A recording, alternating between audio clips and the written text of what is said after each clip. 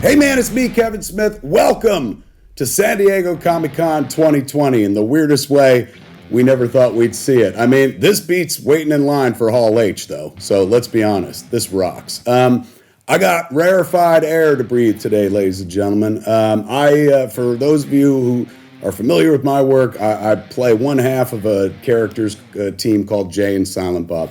The DNA of those characters contains the work of other people who have gone before me, cinematic teams that preceded us. And I've made no secret over the years of you don't get to a Jay and Silent Bob without first getting to Bill and Ted. Bill and Ted's Excellent Adventure was a seminal movie for us 70s/80s kids when it happened. A beautiful melange of things that we loved and things we didn't care about, like history. And they brought it to life. It was so good, they gave us a sequel. And then for years, they were talking about one more, maybe we'll do it again. But, in these days, it's tough to find hope to hold on to. But now we have hope fulfilled, a promise fulfilled, ladies and gentlemen, because they made a sequel, man. And so half of Jay and Silent Bob gets to sit here today and talk to the creative folks behind Bill and Ted Face the Music. Let me introduce them all to you. I'm going to read them as they appear on my monitor, so this is not a matter of importance or anything. This is how they're laid out in front of me. Ladies and gentlemen, a screenwriter who's been involved not just in other screenplays, but in every incarnation of Bill and Ted. Man, that is incredible and rare. Most characters get handed off to other writers and stuff like that. One of these cats been working on this since the beginning. Give it up for the great Ed Solomon. Ed Solomon, welcome.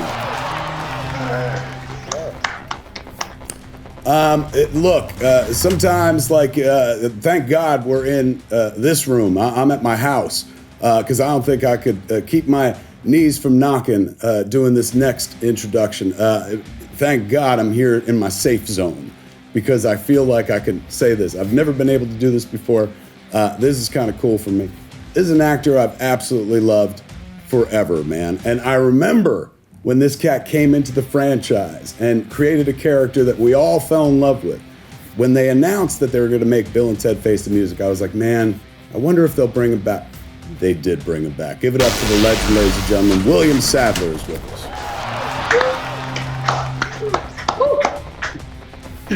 I hope I'm not spoiling the movie. I know there's been chatter about it beforehand online, so some people might have some plot details already. I don't think this is spoiling anything to say that in this iteration of Bill and Ted, there's another generation of Bill and Ted, man. So one half of our Bill and Ted progeny, man, is with us today. Well, both of them are here, but I'm going to introduce the first half here. You've seen her in movies before. You're seeing her in this movie in a big bad way, in a role where she has to take on history, almost 30 years of character history, to bring her character to life. Give it up for Samara Weaving, ladies and gentlemen.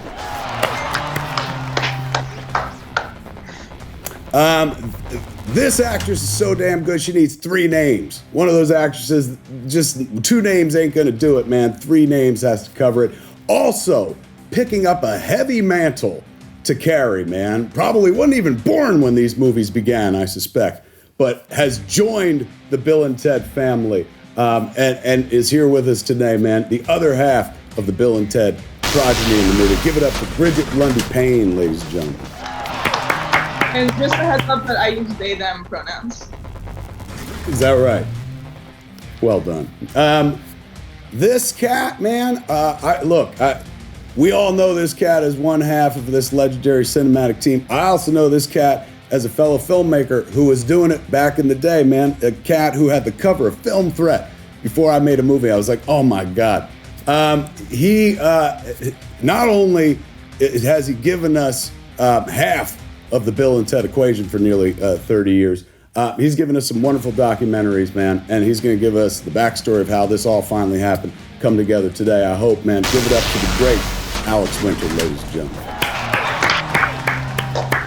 I still have that copy of Film Threat, Alex. One of the greatest, and I love saying this, man, because nobody ever says it about me, one of the greatest and unsung directors of our time, ladies and gentlemen, who made perhaps one of the only perfect films ever made, a little picture called Galaxy Quest. He's been working for a long time, and he brought his many skills to bear here on Bill and Ted Face the Music. Give it up for the director, Dean Parisot, ladies and gentlemen. Magic words, ladies and gentlemen. That's what goes into making a screenplay. Screenwriters are truly wizards and magicians. The only form of magic that exists in this world. Remember, back in the day, they talk about you say some magic words, spell comes to life. It takes writers to put some magic words together, man, to make that spell come to life. The second half of this screenwriting equation, who's been on Bill and Ted forever, and if I remember correctly, maybe the Goofy movie as well. I'm not sure. We'll have to look into that. Give it up for the great Chris Matheson, ladies and gentlemen. Am I right about the Goofy movie, Chris? You are, Kevin. And last but certainly not least, a guy who's clearly trying to equal the amount of John Wick movies with Bill and Ted movies. Right now, neck and neck and stuff like that. He's been around for a long time, ladies and gentlemen. A legend, a true icon and stuff. The other half of the Bill and Ted equation. Give it up for the great Keanu Reeves, ladies and gentlemen. All right, kids. First, I'm going to begin with getting this off my chest right at the top. When somebody asks you to do something like this, you're always like, in theory, this is a great idea. And then you say yes. And then you're like, oh, Lord, I'm going to see the movie. What if I don't like the movie? How do I have this conversation and stuff? So they let me watch the movie yesterday. And I watched it right here in this room. I prepared a Beyond Burger, sat down at my laptop, and went to work. And this is a comedy. It's a wonderful movie. But I cannot tell you how emotional this movie was for me. Last half hour of the movie, I am bawling. And these are not like tears of, they ruined it. They are tears of like, this movie's transcendent. Like they cracked the code. It's a beautiful experience. People have asked me over the course of the last few hours since I've seen it, like, what is it? And I said, look, I don't mean this as dismissive. This is the highest compliment I could give something. This movie is adorable. It is to be adored. It makes one feel warm in these hopeless times. It's a hopeful movie. It's fun. It took me on a time machine journey in and of itself, in as much as like we revisit eras that we've been to in the past. Seeing George pop up for a moment was like everything. I don't know if I'm allowed to say that, and they might cut that out. Hearing reference to old friends, let's say, everything about it was a perfect viewing experience. I left this office bawling. And mind you, stay all the way through the credits. And first person I saw was my wife, and she was like, what documentary were you watching? And I was like, it was Bill and Ted Face the Music. Like, you guys crushed it. And when I looked at the formula, because I was like, okay, it all starts with the ideas and whatnot, I was so delighted to see both Ed and Chris still writing. Boys, take me into the DNA. How did this begin? Was this something that began years back, or did it come together in recent times? Tell. Well, they started in 1983. Ed and I did like a little improv group with some friends, not for an audience, just to kind of play with characters and comedy. And we just started, so the suggestion was two teenage boys studying history, don't know anything about history. And we started playing these two guys, and we just liked them instantly. They struck us as really funny instantly. And we just started playing with them. And so wait, technically before Alex and Keanu played Bill and Ted, you guys played Bill and Ted? In a way, you could say that, sort of, yeah. Yeah, there's such a fun character to inhabit that we just were doing it for fun. You know, we never did it in front. Well, once we did it in front of an audience at UCLA, we took questions as Bill and Ted, and basically everything was either excellent or bogus, as far as I remember. Yeah. They were so much fun to play that we would just goof around for God, how long, Chris? Like a year or something?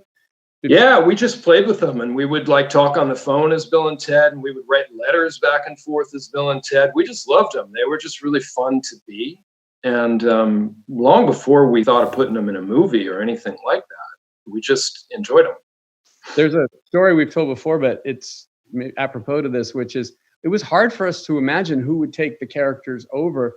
And we were not involved in the casting process or anything. And we were in Arizona where the movie was about to shoot. And we were in line at a McDonald's and we were actually complaining to each other like, God, I bet whoever they cast is never going to be able to do it the way we hoped and all that. And then there were these two guys in front of us in line at McDonald's just goofing off and talking to each other. And Chris and I were like, now those should be the people that play Bill and Ted. And then we ended up on set for the first rehearsal and it was Alex and Keanu. No. Yeah, unbelievable.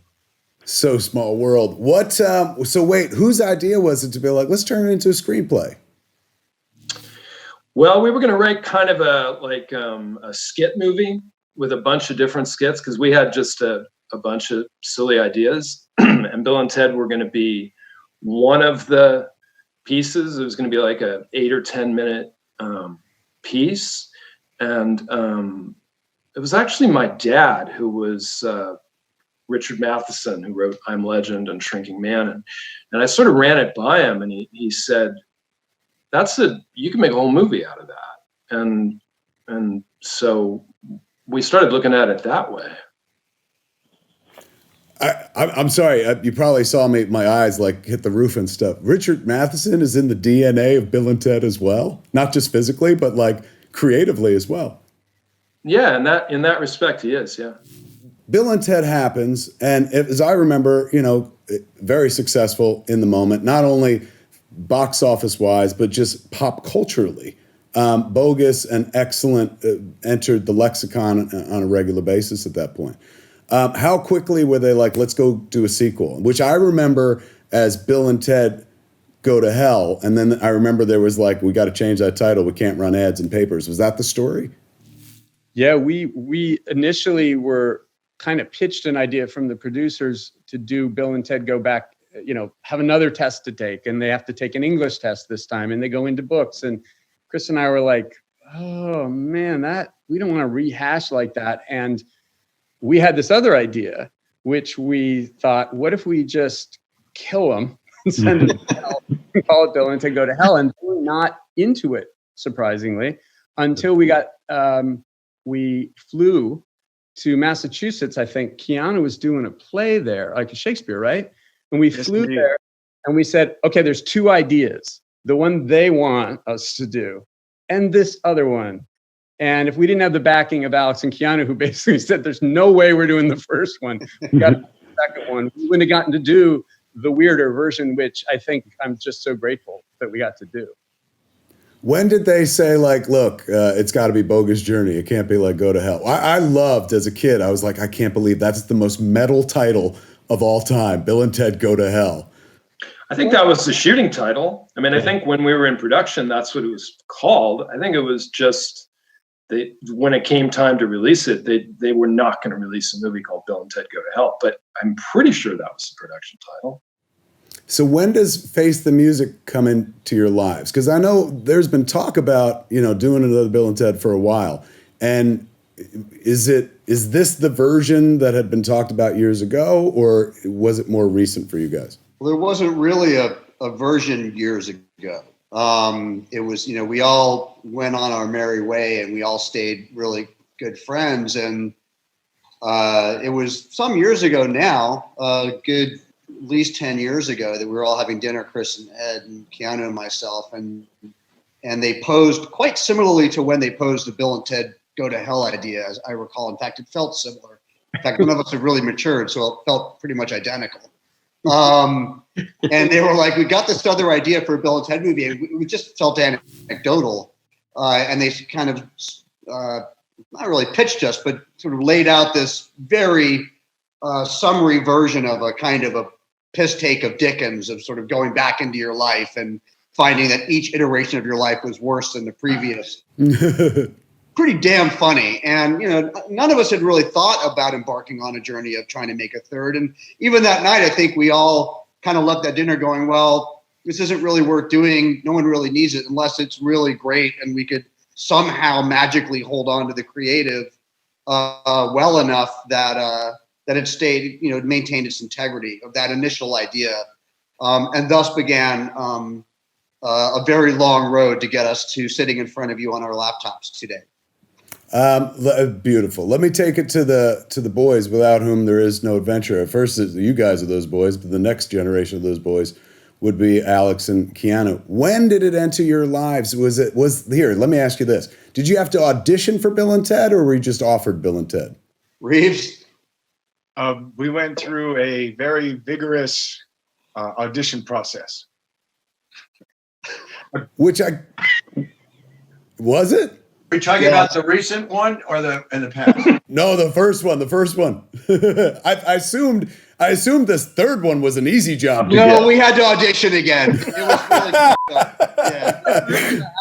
yeah. They weren't totally sure that we could do it.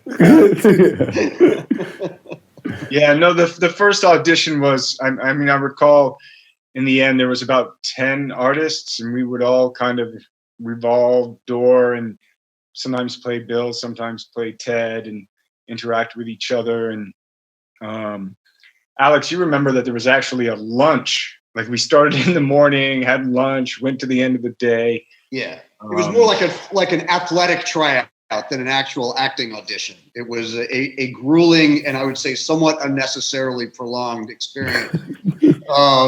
And the really weird thing about the way they did it, I think now in retrospect, everyone who made that movie was super young, right? The writers are young. The director, Steve Herrick, super young. Scott Crew produced it.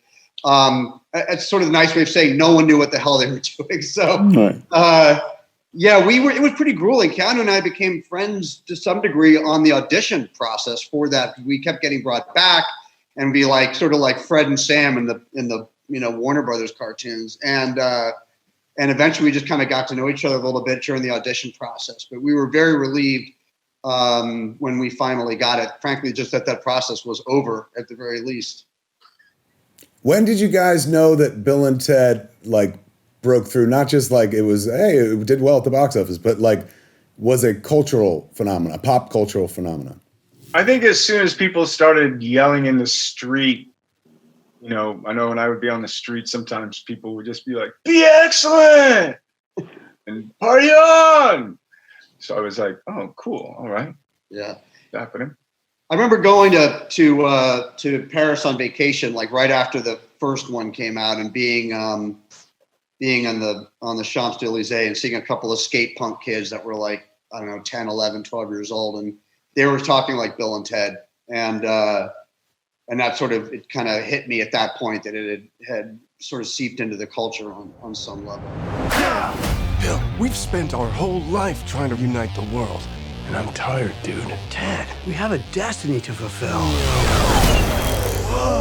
Whoa! Greetings, my excellent friends. We have a problem. Step forward. A song created by Preston Logan, performed tonight, will save reality as we know it. The extension of that storyline, of course, into Bill and Ted Face the Music, includes a new generation.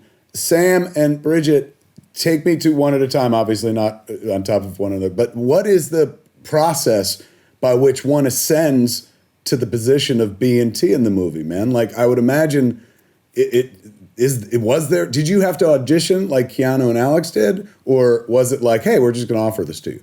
No, yeah, we had to audition. It was it wasn't as rigorous by any means as that. We didn't have a lunch.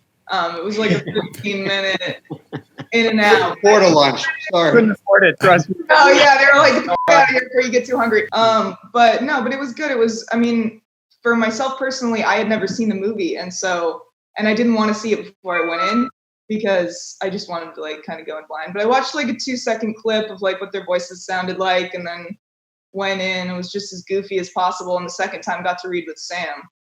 And wait, you did a full 2 seconds of prep? Yeah, girl. That's how I got to where I am. What do you think? I was doing my 2-second research. Everybody out in the audience listening, that should be an inspiring story, because everything your teachers ever said about being prepared doesn't matter. Oh no, trust me, that's what I learned in high school. Just study a little bit in the bathroom before class, you good. Just cram, yeah. Commit, that's all. But yeah, I got to meet Sam and we hit it off. Yeah. I hadn't seen the films either. Wait, but I remember seriously? Neither of you saw Bill and Ted before getting the movie?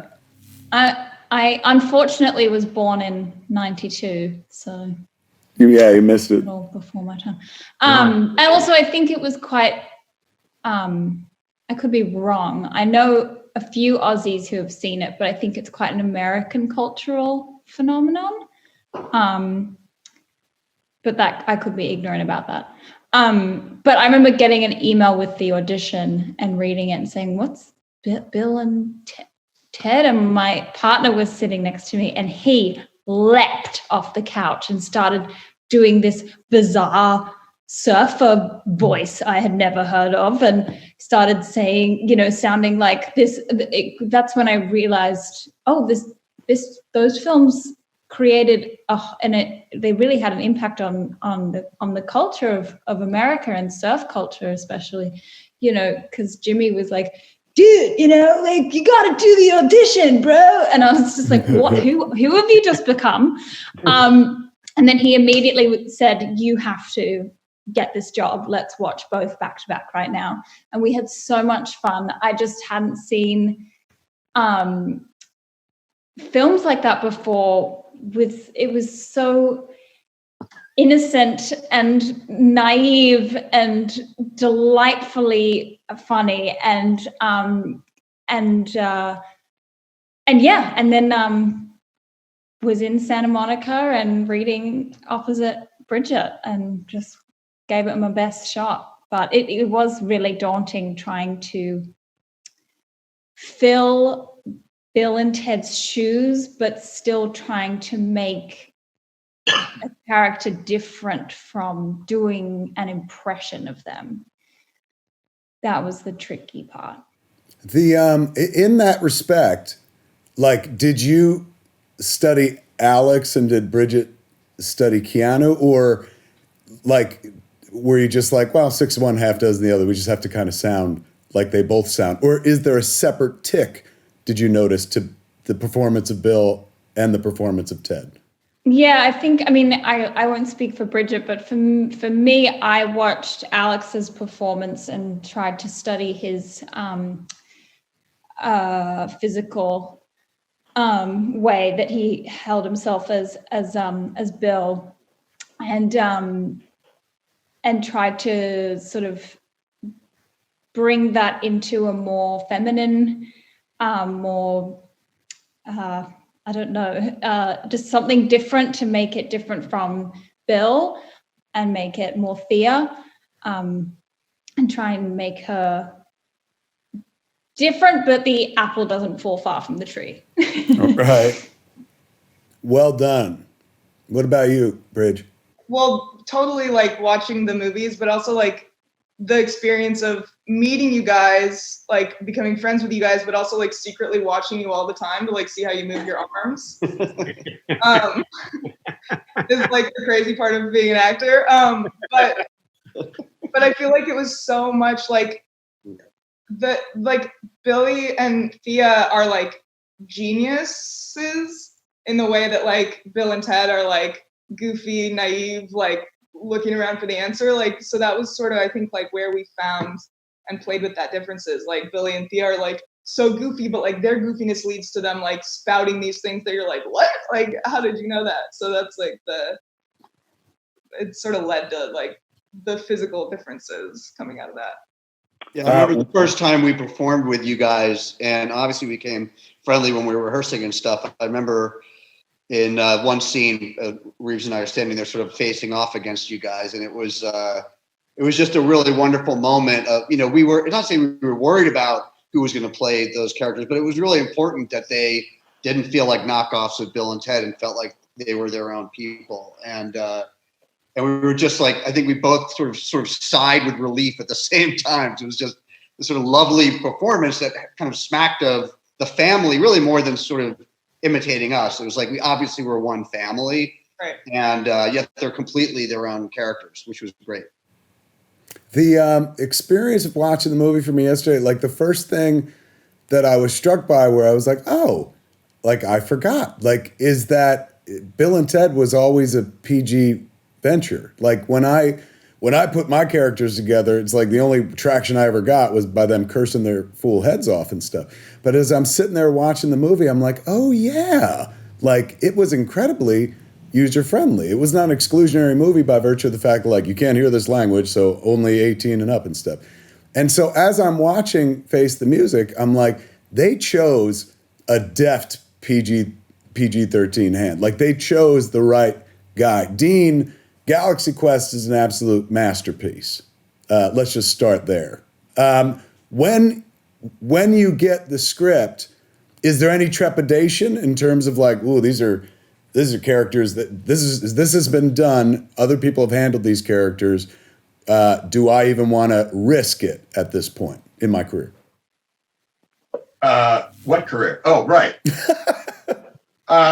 Yeah, I mean it's daunting. They're iconic, right? And it's very hard to come back after 30 years. So all of that was part of the puzzle of putting it together. But to contemporize it, to also bring these characters back in middle age, and to find their daughters, which, by the way, in that casting session immediately was, there's no question. The weird thing in that casting session is it was obviously them, but then we didn't actually look at them physically. And then we put up photographs of Bill and Ted against Sam and Bridget. And we were just astounded also that they looked like they actually were their daughters. It was bizarre. It plays. That's honestly like something I never really thought about growing up watching movies, whether people in movie families resemble one another. But my wife, whenever we watch stuff, she's always like, that's a good match. And I'm like, what do you mean? And she's like, they actually look like relatives.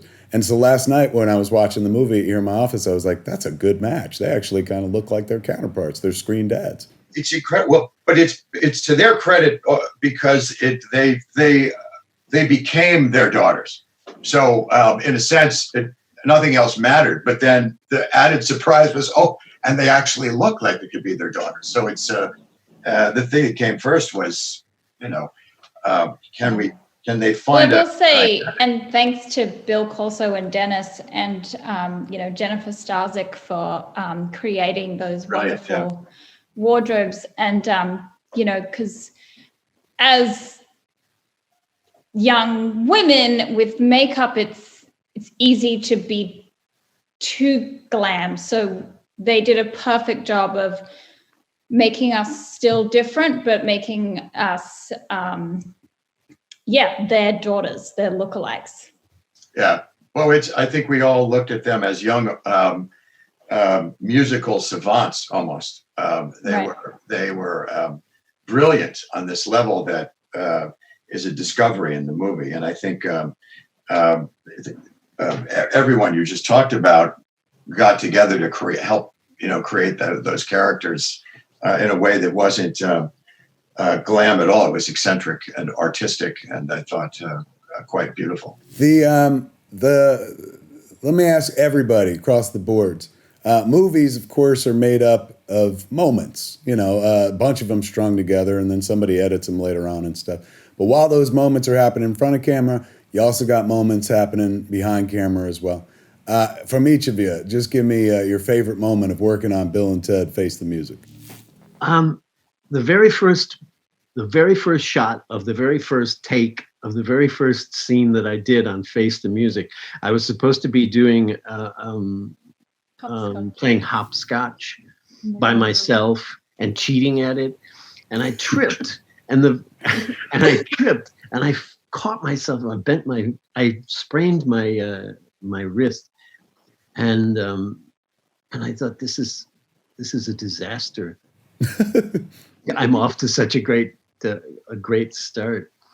Can I just say he did the whole rest of this, all those brilliant scenes with a swollen wrist. So somehow you channeled it. Thank you, but the really fun moment though was when Alex and Keanu, when we finally got, were reunited on screen. And then it just went, it was just gangbusters from there. It was like, we'd never left off, that was my favorite moment was that will bring joining the boys. That will definitely bring inflammation down. Old friends coming together on a movie set. Sam, what about you? Favorite moment working on Bill and Ted Face the Music? I think actually watching those three have that very special, felt almost intimate. That was really touching and incredible. I felt so lucky to be there to actually watch that. And then I think a close second is the first scene of the film. Bridget and I are watching our fathers perform. Just, I've never laughed so hard at also just like seeing Keanu Reeves, go from John Wick to just dancing around holding these insane instruments. I'm sorry if you can't use this, but I was crying with laughter, and my character had to be so in love and obsessed with the song and really just swaying and going with it. Oh my goodness, that was such a highlight because I didn't have to really act. I could just watch these two incredible actors just go absolutely bananas. Oh, that was a fun day. I hadn't really thought about it, but like for your generation, you've had to watch like John Wick become Ted Logan, but it was reversed for me. I had to watch Bill and Ted eventually grow up to become John Wick. How strange! What a reverse process. Bridge, Hugo and Keanu worked together, so that was a weird connection as well. Bridge, do you have it? Did you want to? Killed my uncle. Oh my God! Oh my God! That's right. How strange! That's so. Like every day at work, you were just like, Mrs. Smith, I'm coming for you. Yes, Mr. Anderson. Did you call him Mr. Anderson while you were making the movie? Oh my God, that's awesome. Bridge, what about you? So I don't know if you're allowed to use this, but everyone who we find throughout history who's a musician in this film is like actually a brilliant musician. And so like going through history and like watching them play, like Patty Ann Miller, who plays Grom, is like actually the like most phenomenal drummer, and like to see her like doing it with bones on turtle shells in the scene where we find her. I don't know if you can use any of this, but just like to shout out all the brilliant actual musical talent that went into this. Along those lines, the reason I was hesitant at first when you asked me was my favorite two moments of making the movie weren't on set.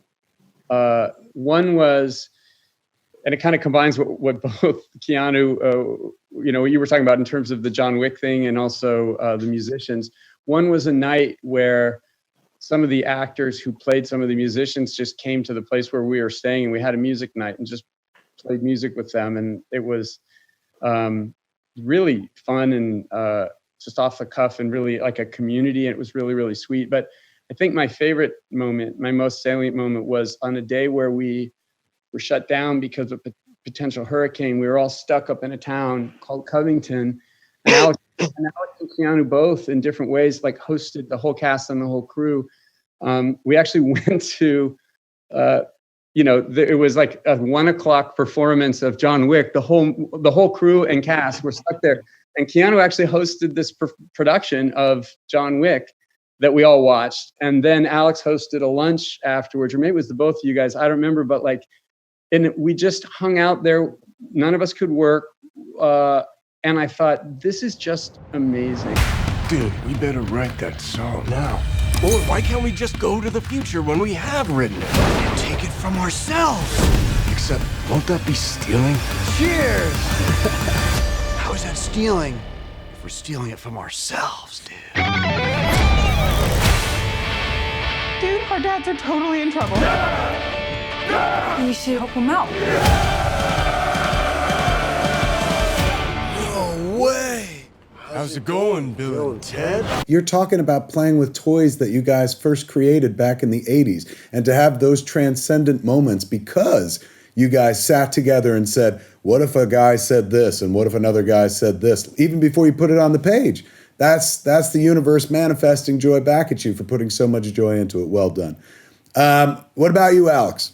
I guess for me, there's a couple, but the first week, the movie was really hard physically. And it's fun. That's a good thing. It's not all a negative thing, but it was, we're older and the script was even more physical than the first two for Keanu and myself, especially. So it was super physical. And I remember maybe about halfway through week one, I think we were shooting, not to give stuff away, we're shooting one of the iterations of our former selves. And I just remember, the whole kind of family is there and all these people have known most of my life. And Keanu and I were kind of getting ourselves up to speed after all this rehearsing. I just remember we got into the characters, it's this sort of rocker characters that we play in this one sequence. And we just kind of like went off. And I remember coming off set and kind of looking at him and looking at me, it was like, Bill and Ted are fucking back. And it's like you don't know, and it's like, and it's not to say we did a great job or anything. You know what I mean by this? It's just like internally, they're really fun to play. There's a sort of a kind of, you just have to sort of let them go and do their own thing, kind of wind them up and let them run. And then there's a real ensemble feeling to these movies, like me and him together, us and the daughters, the wives, us and death. And when that groove is happening, when it's like working, especially because the tone is so specific, when everyone's locked into that tone together. So that's sort of, for me, the moment that I felt that most emotionally was the one I think that Sam mentioned, was meeting with Billy and the girls at Death's house, where it was just all of those things came together. Riffing with Sadler again, having him in my face, riffing off of Reeves, but having all that baggage of our past that comes to bear on it, and our kids there. That was my favorite moment for that reason. That was my favorite moment too. Sorry, not sorry. And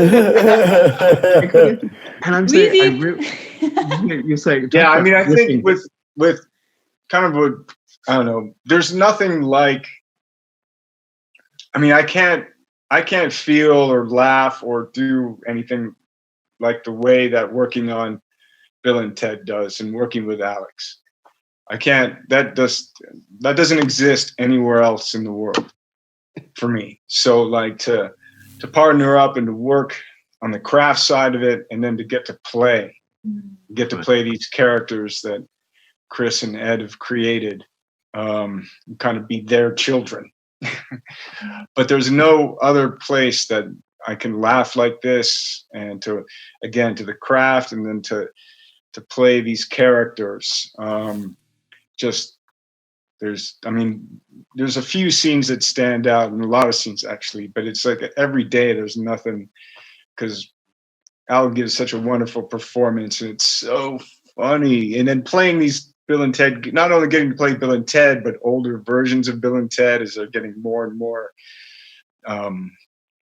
upset with us. But there's just getting to play off of Alex and the situation in the words. That doesn't exist anywhere else for me, and that kind of laughter and that kind of connection like that. It's fun. And spoilers, like, how nice to not have to shoot anybody in a movie, right? What are you talking about? It's really fun to do that. What do you mean? I'm sure it is, but like, might be nice for one movie to be like, well, I'm going to use my words. Kids, it's a high bar to head back into classic territory. And whether you want to admit it or not, Bill and Ted's Excellent Adventure and Bill and Ted's Bogus Journey are now classic movies. Not only did y'all, what do they say? You executed very well. You elevated. You made a beautiful, beautiful motion picture. Funny, warm, everything that a movie should be. Takes you on an adventure, and then grabs you by the heart and doesn't let go. Not for the least of which reasons, like you're affectionate because you're like, I grew up with these characters. But in actually telling this story, like you added an important chapter to those characters. For lack of a better description, you let Bill and Ted grow up in this movie, man, and it's a really beautiful thing. So I thank all of you today on the panel who worked on the movie, and I especially thank Ed and Chris and Alex and Keanu, because again, I can't say it enough. If I don't see Bill and Ted, I never get to Jay and Silent Bob. I remember when I was first doing press for like my movies and stuff, when I would talk about Jay and Silent Bob, I was like, these characters are part of a proud cinematic tradition, which goes as far back as Cheech and Chong and Bill and Ted and stuff like that. So you guys have always been in my creative DNA. I couldn't have done what I did unless you guys did what you did. Thank you for that very much. Thanks, Kevin. Thanks. Welcome. Kevin, thanks. Thank you. Thank you. Kids, that's it for our Bill and Ted Face the Music panel here at Comic-Con, San Diego Comic-Con International 2020. Give it up for these fine people, ladies and gentlemen. They can't hear your applause, but you could do it at home. Performers love applause, so give it to them. Enjoy Comic-Con, ladies and gentlemen. Have a great con. Thank you. Thank you. Thanks. Wait, should we do a shout out to Hal Landon Jr. and Amy and some of the Yay! supporting cast? Yeah. And Scott Anthony! Carrigan! Anthony, Beck Bennett and Hal Landon, Amy Stott, Amy, Missy, Kid my Cudi, dad, Hal Landon Jr. Aaron and Scotty, Jayma, Holly Daniel Taylor, Dole. Kristen Shaw, Jillian Bell. It keeps going. Bell, Holly Taylor! Aaron all these rockers. Yes. And there's Thank one you. other person. There is one other person who's been on this for 35 years, and it's Scott Krug. Scott Crew, our producer. There we go. Love you, Scott! Well done. Alex Lomovici. Joey Johnson! Mark Isham and music. Oh, Mark Isham. I legit love the movie. Like seriously, I bawled my eyes out. I want to be careful about saying that so people aren't like, why are you crying at a comedy? But it is so emotionally satisfying. Like you fucking stuck the landing. It was a tall order to head back in, but so worth the effort. Everybody across the board's made it a wonderful emotional experience, man. That's what fucking movie making should always be. Well done, kids.